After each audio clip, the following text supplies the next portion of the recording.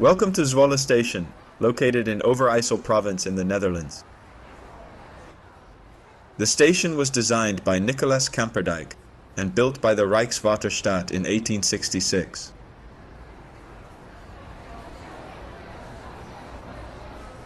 It is one of two Stadsspoorwegen first-class Waterstaat stations in the country, awarded first class for its size. In 2023, the station served over 44,000 passengers. Looks like a route map is missing. Let's go ahead and place this missing one while you wait. There are more route tasks to discover. Make sure to apply missing route maps, clear fallen trees, tidy up after fallen bikes, and fix miniature windmills.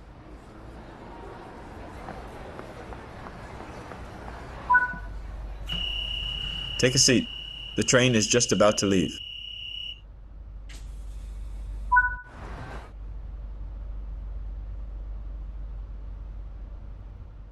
The station has a bike shed with spaces for 5,800 bicycles, one of the largest in the Netherlands.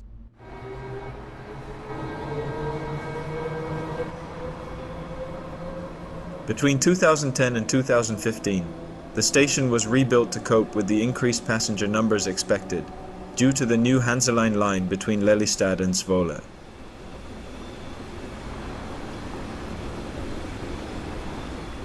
Welcome to the Netherlands. Embark on an all-new European journey in train sim world with Spoorlijn Zwolle, Groningen.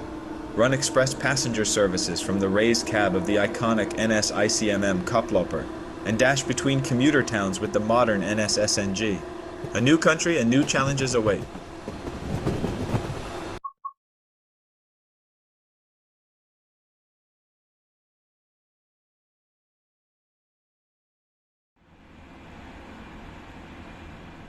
In this training module, you will be taken through the basics of the Dutch Automatic Train Control System, called ATB, which provides the in-cab safety and signaling system.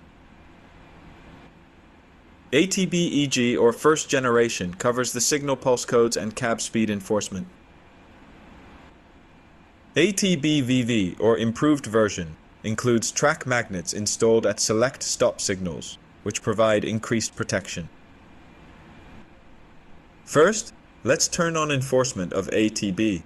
If you leave enforcement disabled, you will still receive guidance from the system, but do not need to take any actions.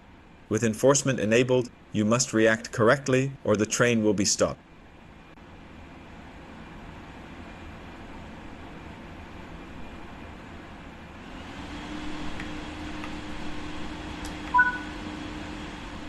The ATB system consists of two parts.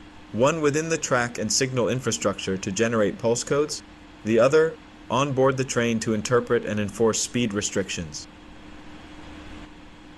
ATB-EG enforces speed restrictions between 40 and 140 kilometers per hour, determined by the pulse code being generated from the next signal ahead of the train.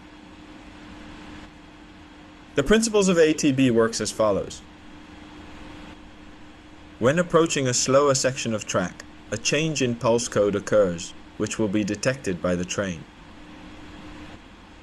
The train picks up this pulse code change, and the ATB determines the new maximum speed to enforce. ATB only intervenes when the train speed exceeds the pulse code enforced speed, or the brake curve speed enforced by the magnets ahead of a stop signal. So long as you keep under these speed restrictions, ATB won't intervene. In this training module, you will be exceeding the speed restrictions to see the ATB intervention and learn the procedures for handling it.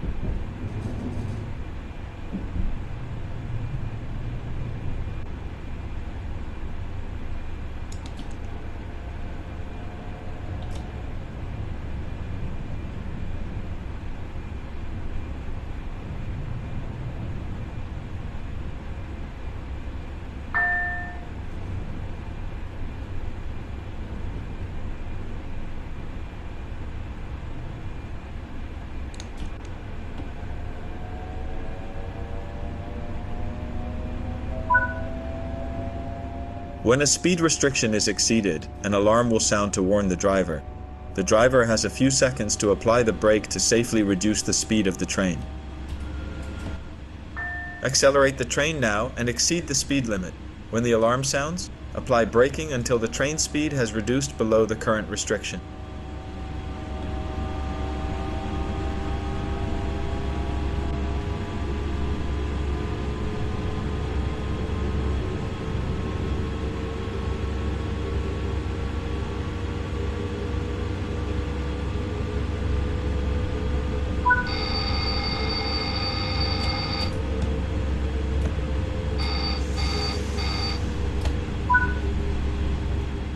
If the brake is not applied in this time, ATB will enforce an emergency brake application to bring the train to a complete stop.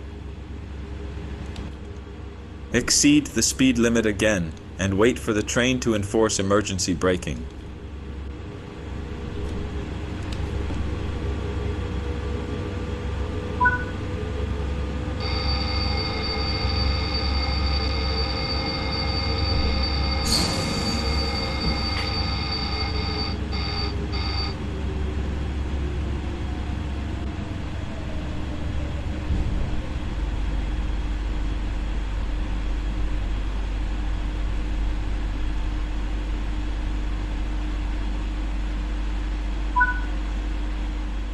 In a situation where you need to recover from an ATB-enforced emergency braking, the following steps are the required recovery procedure.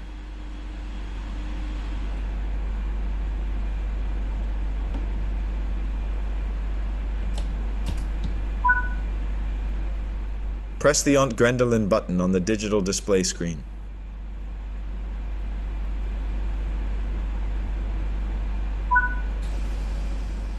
Set the master controller back to the 0 position. There is an indicator on the display screen to indicate the emergency enforcement. The indicator will turn off after the recovery steps have been performed.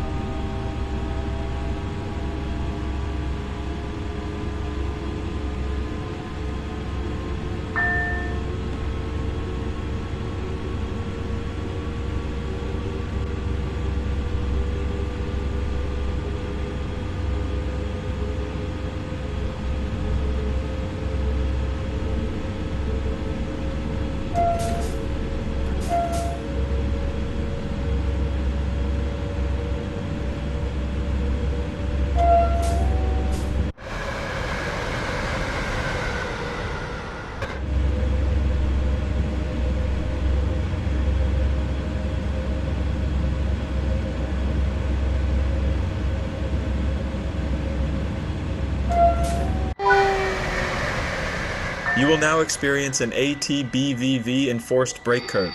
Proceed at 40 km per hour until the emergency brake is triggered.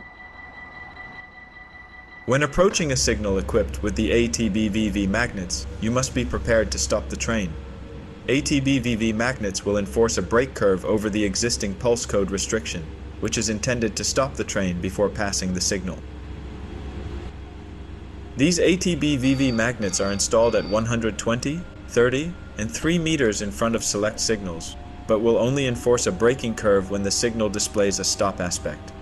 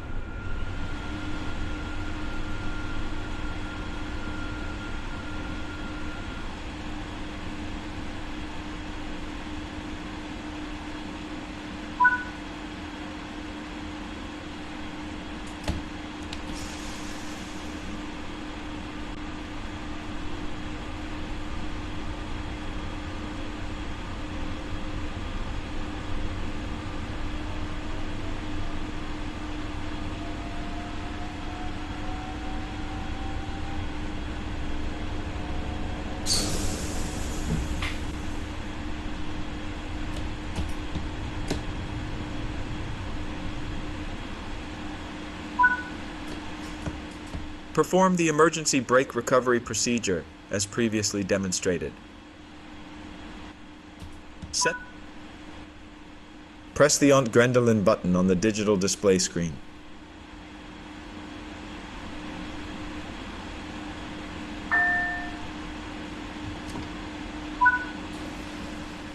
Set the master controller back. When the signal aspect improves, these magnets will disable the brake curve, allowing the train to continue solely under the influence of the pulse code restriction. The train must pass one of these magnets in order for it to relay the command to enable or disable the brake curve. In some areas, there is also a disarming loop that stretches about 60 meters from the signal, which can disable the brake curve without needing to pass one of the ATB-VV magnets. It is recommended to proceed at no more than 10 kilometers per hour until you pass the signal to ensure you are clear of the braking curve. Until you pass the ATB-VV magnet, you will still be driving under the influence of the braking curve.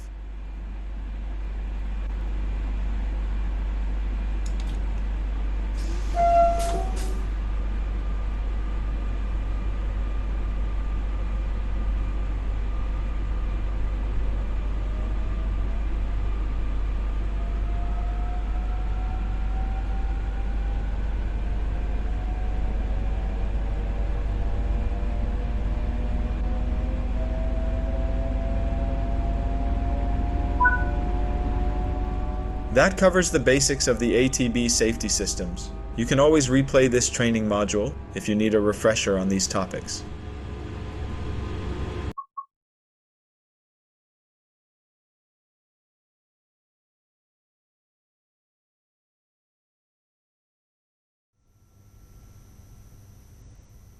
In this training module, you'll be learning to drive the NS Intercity Material ICM, Electric Multiple Unit. Prototypes of the ICM were built and tested in 1976 to 77, with the first train sets coming into service in 1977. It has become an iconic train for NS, servicing many intercity services to this day.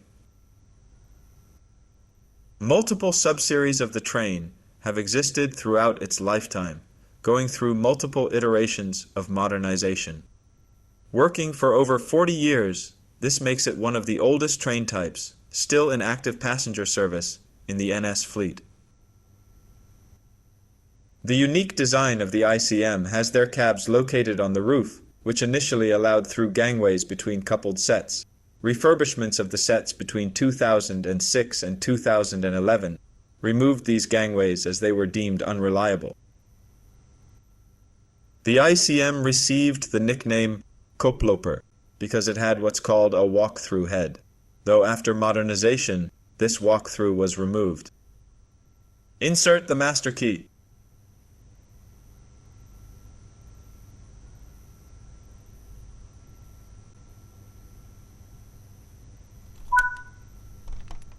Set the headlights to indicate that this train is operational. You will need to set the main mode selector. This cycles the train through 4 different modes: driving, parking, off, and cleaning.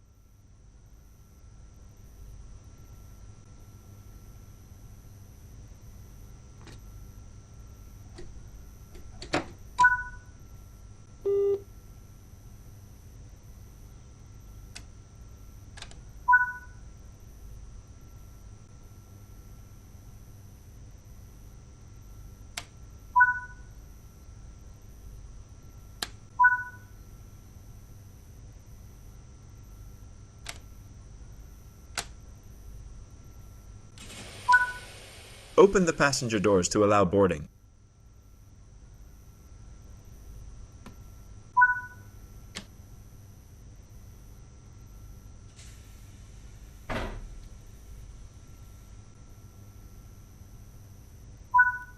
Close the doors before departure.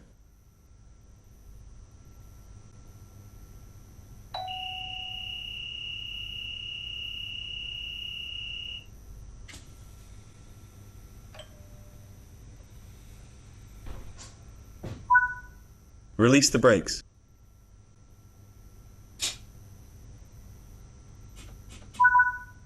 Move the throttle into the power range to get moving. With a designed top speed of 180 kilometers per hour, this train runs service speeds limited to 140 kilometers per hour.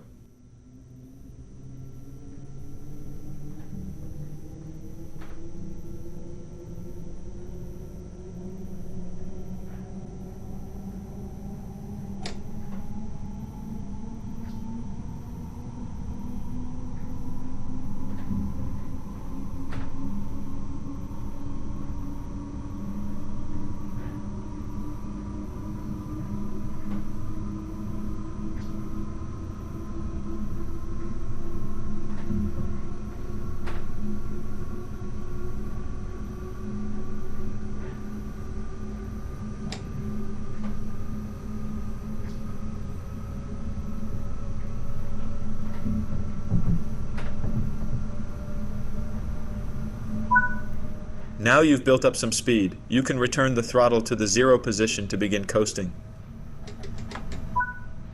On level grades, you can coast to maintain your speed, reducing energy consumption and stress on the motors. When coasting, always remain vigilant of the gradient, as changes could cause the train to speed up or slow down. Keeping to speed limits is important. If you begin overspeeding, apply a small amount of braking force by moving the train brake into the braking range.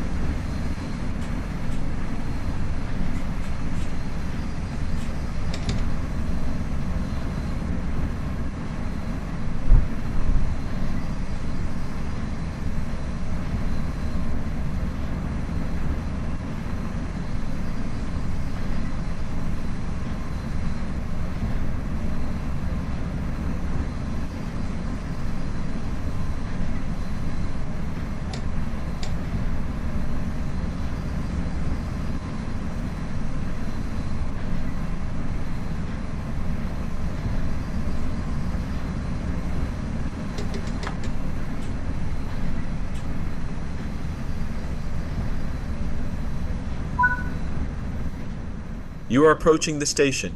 Begin applying a small amount of braking force by moving the train brake into the braking range.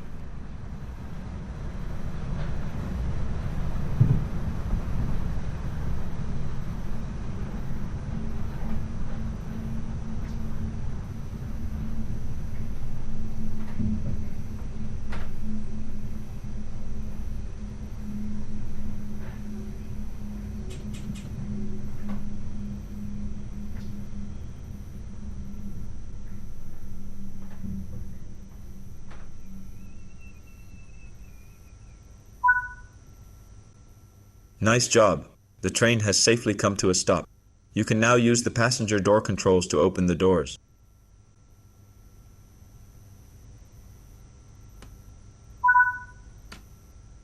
Good work. That concludes all of the basics of operating this train.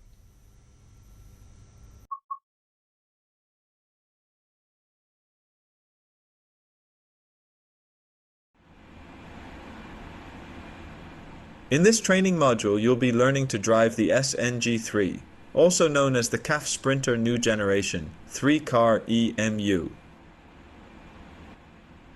The Sprinter new generation train sets are part of the Capsivity family of regional passenger trains. The SNG was acquired to replace the older SGM units and the push-pull loco hauled services, the plan being to provide growth of the number of passengers on the rail network. Set the master key to on.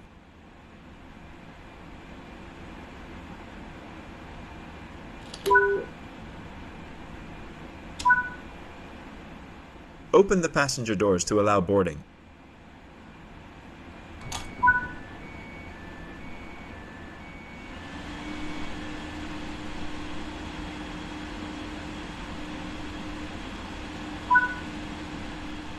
Close the doors before departure.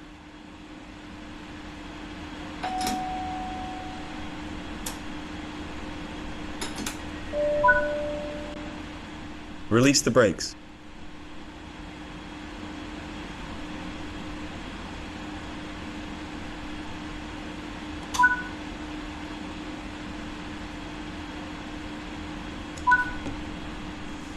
With a top speed of 160 kilometers per hour and acceleration of 1.3 meters per second squared, it's a modestly fast regional sprinter train.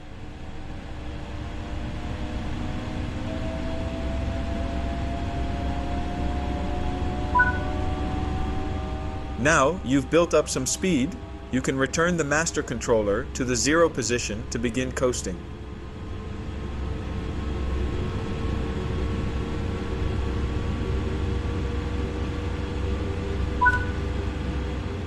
On level grades, you can coast to maintain your speed, reducing energy consumption and stress on the motors.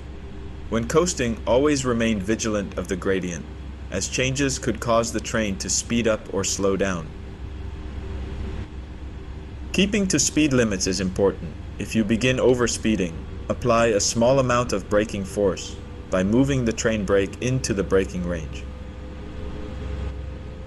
In March 2015, NS allowed travelers and staff to choose possible interiors. Interested parties could choose from 3 interiors, with seats for the first and second class, and folding seats. The results have been an important factor in the interior choices of the new Sprinters. Initially, the SNG trains had a dark blue front. While this color met EU standards, the combination of the dark color and large window made it difficult to see the train at level crossings. NS would repaint 150 trains it already had, while new trains would be delivered with the new yellow color.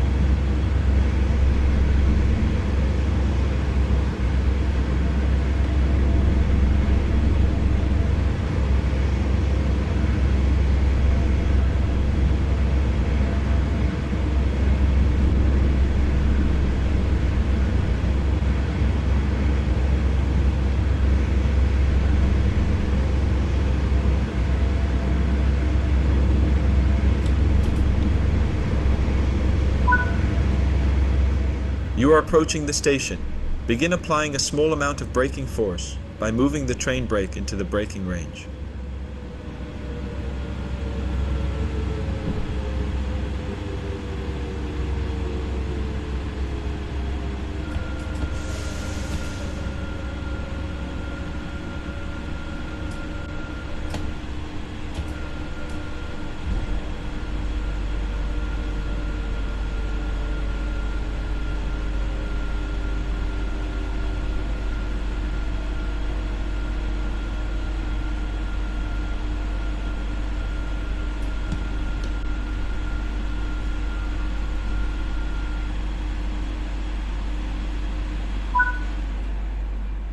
Nice job.